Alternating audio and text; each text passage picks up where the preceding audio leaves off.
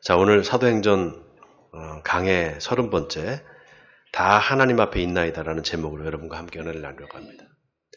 지난주에 하늘에서 내려온 보자기라는 제목으로 설교를 했습니다.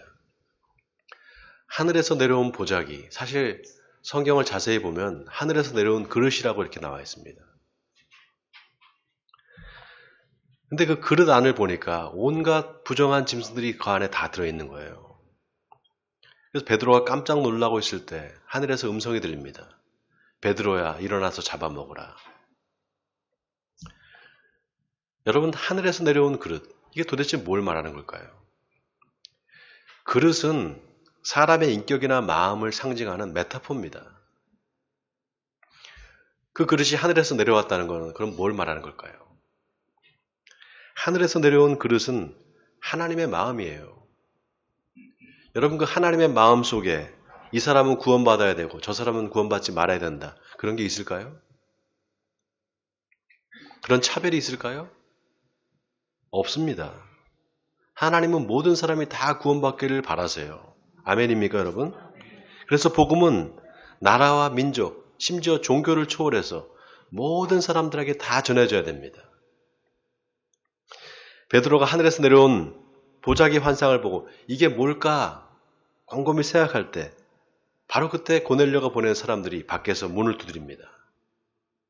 베드로라는 시몬이 여기 있느냐라고 말합니다.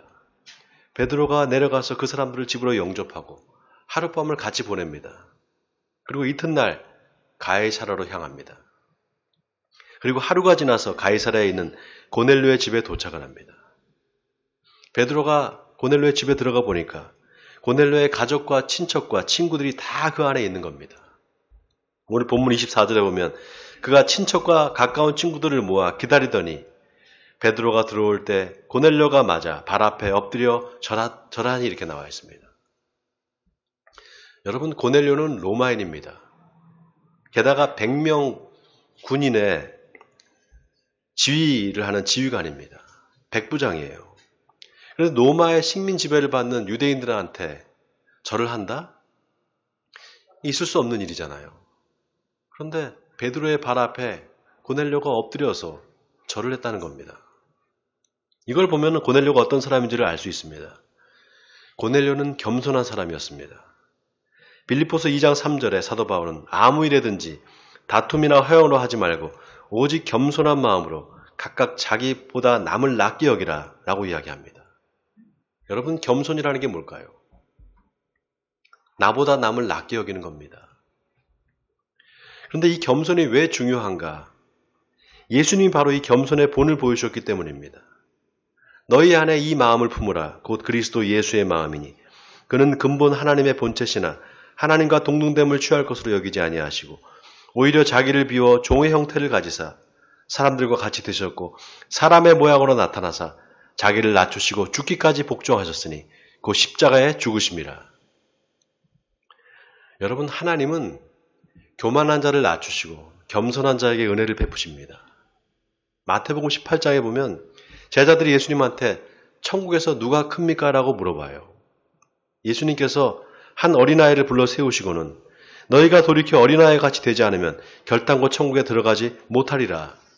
그리고는 누구든지 이 어린아이와 같이 자기를 낮추는 사람이 천국에서 큰 자니라 이렇게 말씀하십니다. 그래서 우리가 누가 구원받을 사람인지를 금방 알 수 있습니다. 겸손하게 자기를 낮추는 사람, 그 사람이 구원받을 사람입니다.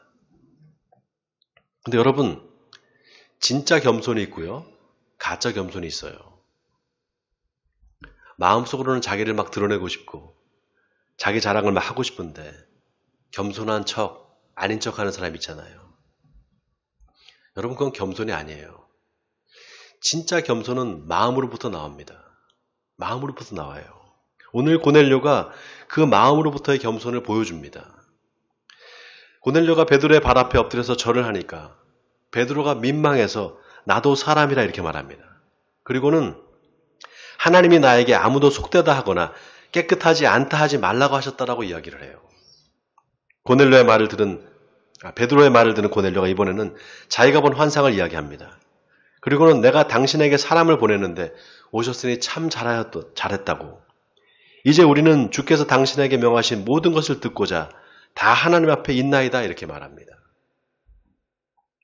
자, 그 말을 들은 베드로가 내가 참으로 하나님은 사람의 외모를 보지 않고 각 나라 중에 하나님을 경외하며 의를 행하는 사람은 다 받으시는 줄을 깨달았노라 이렇게 말합니다. 베드로는 그 보자기 환상을 통해서 복음이 이방인에게도 전해야 된다는 사실을 깨달은 겁니다. 여러분, 여기 고넬료가 우리가 모든 것을 듣고자 다 하나님 앞에 있다. 이 말이 참 의미심장한 말입니다. 여러분, 하나님의 말씀을 들을 때 어떻게 들으십니까? 하나님의 말씀을 들을 때 어떤 마음으로 듣느냐, 이게 얼마나 중요한지 모릅니다. 즉, 말씀을 대하는 태도가 중요합니다. 예수님의 씨 뿌리는 자의 비유를 여러분 아실 겁니다. 예수님의 씨 뿌리는 자의 비유가 바로 그거를 말하는 겁니다. 길가에 뿌려진 씨, 듣는데 무슨 뜻인지를 알지 못하니까 새가 와서 쪼아 먹어버립니다. 돌밭에 떨어진 씨는 어떻습니까? 들을 때 기쁨으로 듣는데 뿌리가 없어서 결실하지 못합니다. 가시밭에 뿌려진 씨는 어때요? 듣고 견디다가 재물의 유혹과 향락의 기운이 막혀서 결실하지 못합니다. 오직 좋은 땅에 뿌려진 씨만 30배, 60배, 100배로 결실합니다.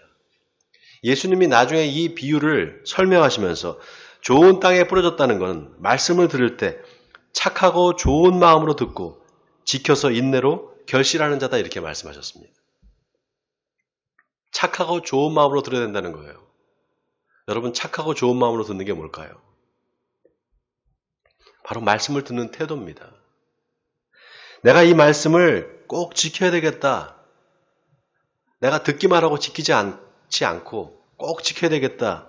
그 마음을 먹고 듣는 사람, 그 사람이 30배, 60배, 100배로 결신한다는 거예요.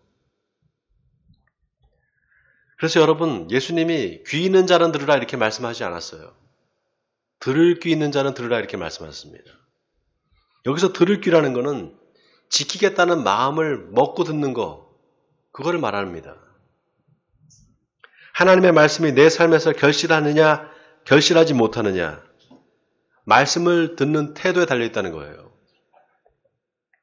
고넬료는 말씀을 사모하는 사람이었습니다.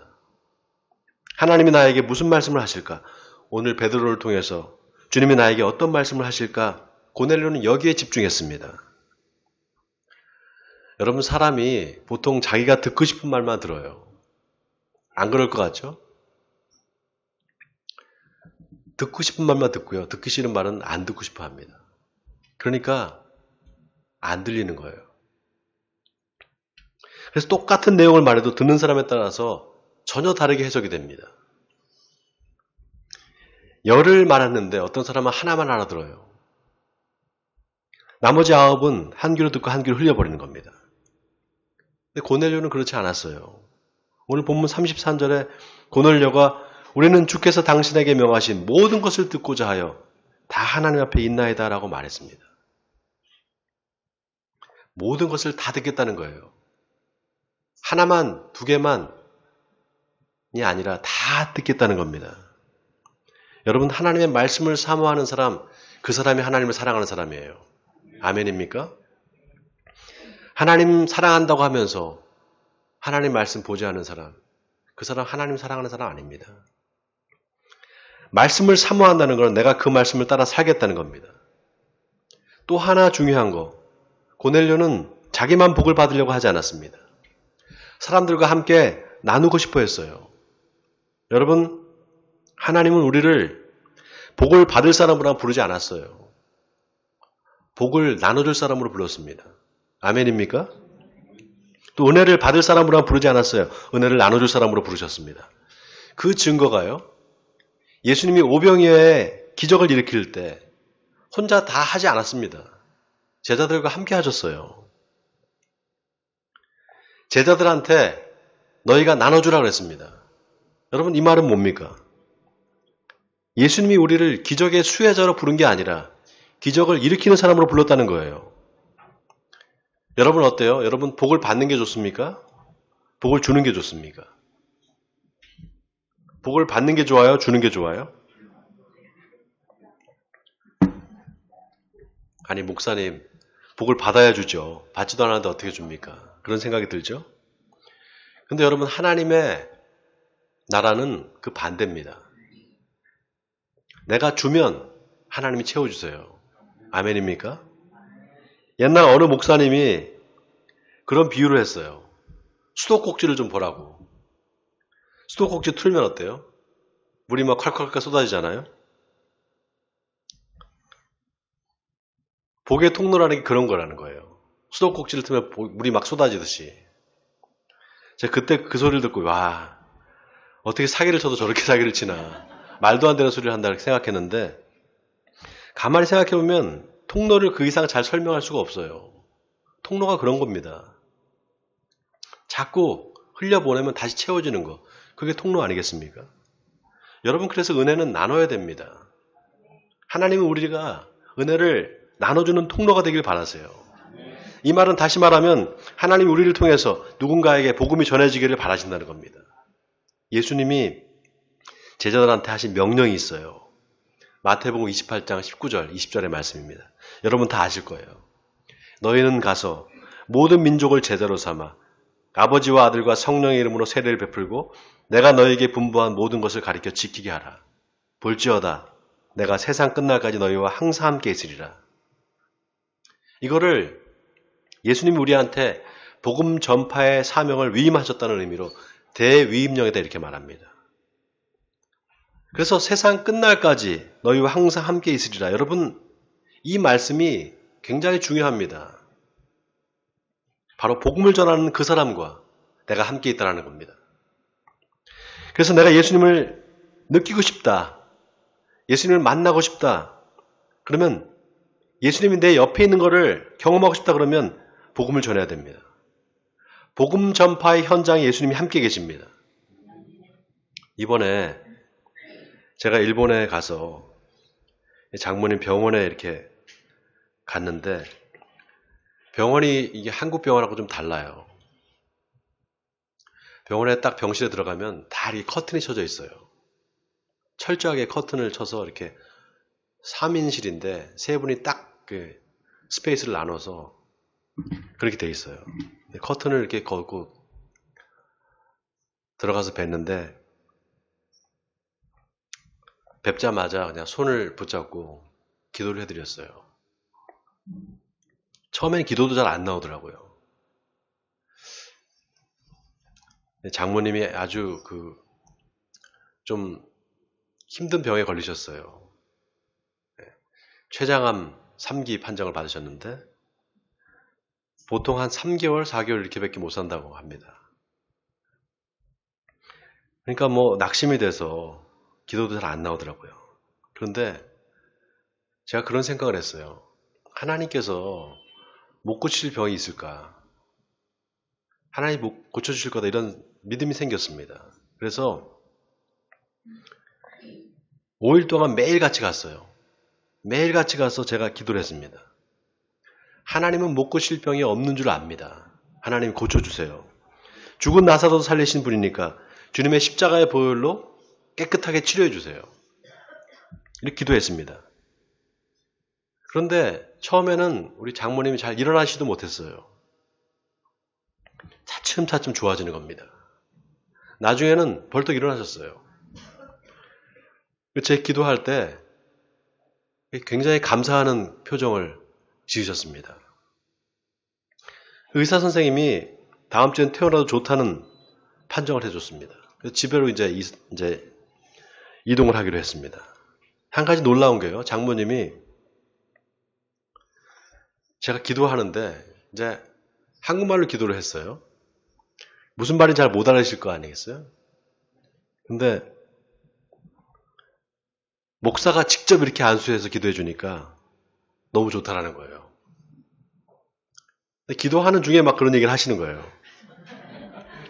제가 이렇게 팔을 잡고 기도를 하는데 팔에서 이렇게 쫙 힘이 빠지는 것 같은 느낌이 든다는 거예요. 그러면서 편안해지더라는 겁니다.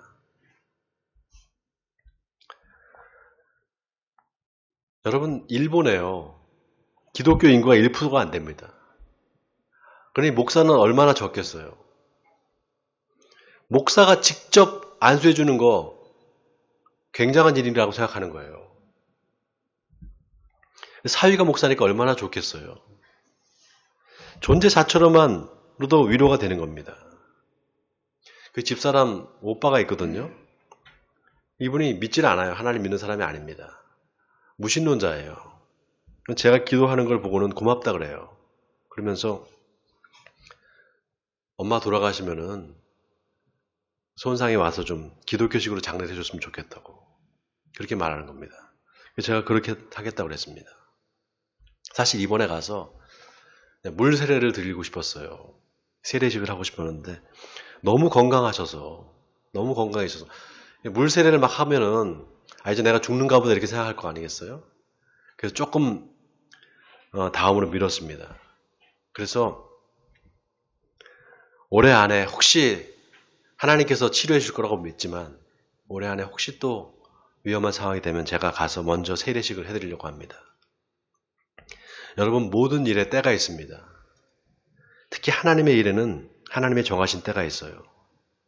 전도서 3장에 보면 범사의 기한이 있고 천하만사의 때가 있나니 날 때가 있고 죽을 때가 있으며 심을 때가 있고 심은 것을 뽑을 때가 있으며 죽일 때가 있고 치료할 때가 있으며 헐 때가 있고 세울 때가 있으며 울 때가 있고 웃을 때가 있으며 슬퍼할 때가 있고 춤출 때가 있다 이렇게 말합니다. 하나님이 하시는 일은 모든 일에 때가 있습니다. 여러분, 하나님이 아브라함한테 아들을 준다는 약속을 언제 하는 줄 아십니까? 아브라함이 90살에 했습니다. 근데 그 후로 10년이 지나서 100살이 됐을 때 이삭을 낳잖아요. 중간에 아브라함과 사라가 그 약속을 잘 기다리지를 못하고 그 때를 기다리지를 못하고 이스마엘을 낳습니다. 그 일 때문에 아브라함의 가정에 얼마나 큰 화가 일어납니까? 창세기 21장 8절에 보면 아브라함이 그 아들로 인해서 매우 근심하였다 이렇게 나와 있습니다.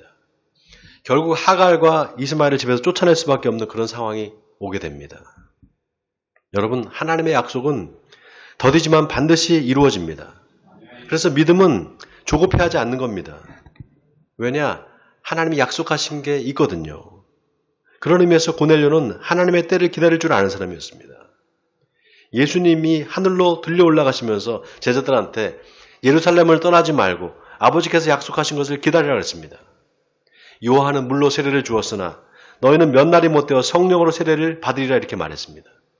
근데 제자들이 그때 그 말을 듣고는 뭐라고 하는가 하면 주께서 이스라엘 나라를 회복하시면 이때니까 이렇게 묻습니다.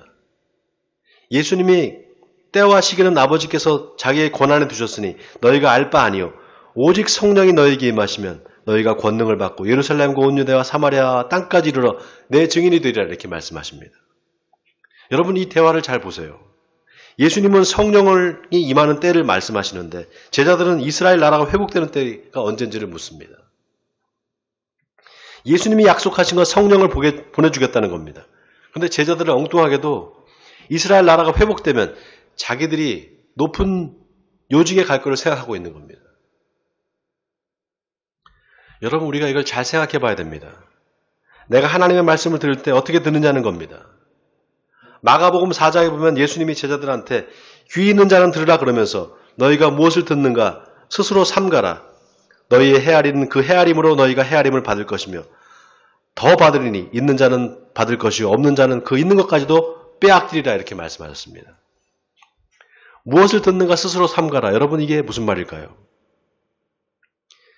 주의 깊게 들어야 된다는 거예요. 하나님의 말씀을 주의 깊게 듣지 않으면 안 된다는 겁니다. 놀랍게도 오늘 본문에 베드로가 고넬료의 말을 듣고 하나님의 뜻이 뭔지를 깨닫습니다. 주께서 당신에게 명하신 모든 것 듣고자 다 하나님 앞에 있나이다. 이 말에 베드로가 세례 요한의 세례로부터 예수 그리스도의 십자가의 죽음과 부활로 말미암는 죄사함과 예수 그리스도를 믿음으로 말미암는 구원을 계속해서 이야기를 합니다. 그리고 베드로가 이 말을 할 때 성령이 말씀을 듣는 모든 사람한테 내려옵니다. 그리고 베드로와 함께 온 할례받은 신자들이 이방인들에게도 성령 부으심을 말미암아 논란이 이는 방언을 말하며 하나님 높임을 들음이로라 이렇게 나와 있습니다. 여러분, 오늘 설교 제목이 뭡니까? 다 하나님 앞에 있나이다입니다. 다 하나님 앞에 있나이다. 여러분, 내가 지금 하나님 앞에 있다는 이 의식이 있을 때 그때야 비로소 하나님의 말씀이 들리는 거예요. 저 목사가 무슨 말을 할까? 목사가 무슨 설교를 오늘 할까 들어보자. 이런 마음으로 들으면 하나님의 말씀이 안 들리는 겁니다. 고넬료는 자기가 베드로 앞에 있는 것이 아니라 하나님 앞에 있다는 믿음을 가지고 있었습니다. 그리고 바로 그 자리가 성령이 임하는 예배의 자리가 됩니다. 그래서 신앙은 사람을 바라보는 것이 아니라 하나님을 바라보는 것입니다. 또 예배는 목사의 말을 듣는 게 아니라 하나님의 말씀을 듣기 위해 하나님 앞에 서는 시간입니다. 사랑하는 성도 여러분, 하나님은 약속을 믿고 기다리는 사람한테 성령을 선물로 주십니다. 이 약속은 유대인이나 이방인이나 헬라인이나 로마이나 차별이 없습니다. 하나님의 말씀을 사모하는 사람이면 다 해당됩니다. 그리고 무엇보다도 하나님은 남을 나보다 낫게 여기는 겸손한 사람에게 은혜를 베푸십니다. 바로 고넬료와 같이 내 삶이 다 하나님 앞에 있습니다. 나의 예배도 다 하나님 앞에 있습니다. 나의 가정도 다 하나님 앞에 있습니다. 내 말과 행동도 다 하나님 앞에 있습니다. 우리가 다 하나님 앞에 있습니다. 라고 고백하는 사람한테 역사하시는 것입니다. 바라기는 저와 여러분의 믿음이 고넬료와 같이 되기를 바랍니다. 그래서 주님이 주시는 성령 충만을 받아서 하나님을 기쁘시게 하는 삶을 사시는 에베네셀 성도님들 되시기를 주님의 이름으로 간절히 축원드립니다.